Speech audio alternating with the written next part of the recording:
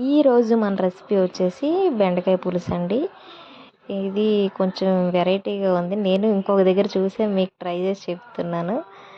అయితే ఇందులో ముందు ప్యాన్ తీసుకొని ప్యాన్లో కొంచెం ఆయిల్ వేసుకొని అందులో కొంచెం పోపులు కొంత కరివేపాకు వేసుకొని అవి చిటపటలాడేంత వరకు వేయించుకోవాలి. చిటపటలాడిన తర్వాత అందులోకి ముందుగా మనం కోసిపెట్టి ఉంచుకున్న ఉల్లిపాయ ముక్కల్ని పచ్చిమిర్చి చిలుకలను కూడా వేసుకొని వేయించుకోవాలి.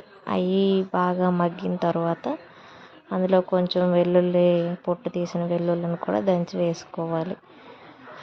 తర్వాత మనం కోసి పెట్టుకున్న టమాటీ ముక్కలను కూడా వేసుకోవాలి.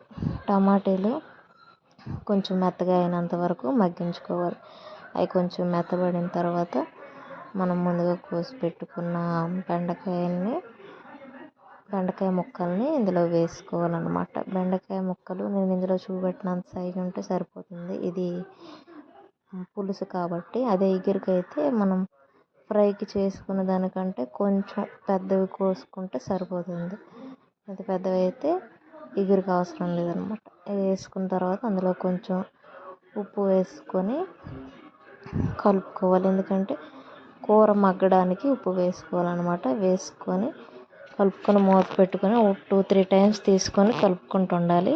అది మగ్గి అడుగు అంటినప్పుడు అందులో కొంచెం కారం, రుచికి తగ్గ కారం వేసుకొని అందులోనే పసుపు,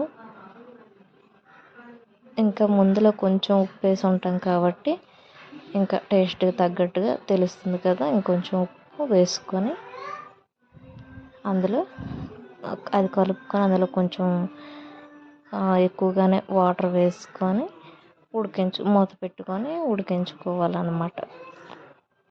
దీన్ని కూడా మధ్య మధ్యలో కొంచెం తీసుకొని కలుపుకుంటూ ఉండాలి. ముందుగా మనం కొంచెం చింతపండుని తీసి నానబెట్టుకుని చింతపండు మొత్తం పక్కన పెట్టి వాటర్ తీసుకొని ఇలా వడపోసుకుంటే అందులో చింతపండు పడకుండా ఓన్లీ వాటర్ పడుతుంది అనమాట.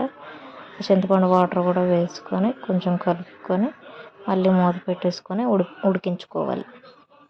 అది బాగా ఉడికిన తర్వాత అందులో మనం ముందుగా కొంచెం శనగపిండిని కొంచెం వాటర్లో కలిపేసి ఉంచుకుంటే దాన్ని కూడా చివరిగా వేసుకొని కొంచెం వాటర్ వేసుకొని కలుపుకుంటే సరిపోతుంది. దాన్ని కొంచెం మగ్గనిచ్చేస్తే మగ్గిన తర్వాత అందులో కొంచెం గరం మసాలా వేసుకుంటే ఇంకా కూర అయిపోయినట్టుగానే. చివరిగా కొంచెం కొత్తిమీర వేసుకుంటే బెండకాయ పులుసు రెడీ.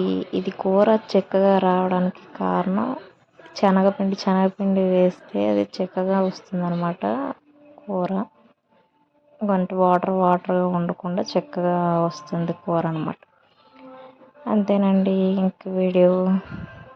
మీకు కానీ వీడియో నచ్చితే like and subscribe. Thanks for watching.